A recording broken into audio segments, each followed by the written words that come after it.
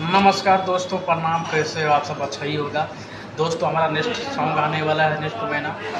गाना का मुखड़ा ऐसा है। हो तोहर उमर बाटे काच अहिलू साटा पनाच, तोहर उमर बाटे काच अहिलू साटा पनाच, थोनी सीना सटा बना।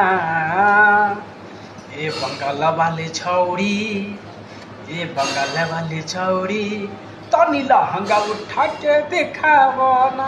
ए बंगाल वाली छौड़ी, तनी लहंगा उठा के दिखावो ना। दूसरा मुखड़ा ऐसा है। बोल कितना तू लेबू जवानी के दाम हो, लेकिन होवे के चाहिए जो हमरा के काम हो।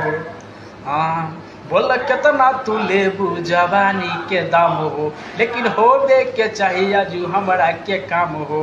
तोहर होठावा के लाली दिल कई लेबा खाली, तोरा होठावा के लाली दिल कई लेबा खाली, तनी मुसाकी से मुसाकी दिखावना। ए बंगाल वाली छौड़ी, ए बंगाल वाली छौड़ी, अब तनी लहंगा उठा के दिखावना। ए बंगाल वाली छौड़ी, तनी लहंगा उठा के दिखावना। नेक्स्ट ऐसा ही है। आप लोग पप्पू बेदर चैनल जाके सुनिए। जय जय।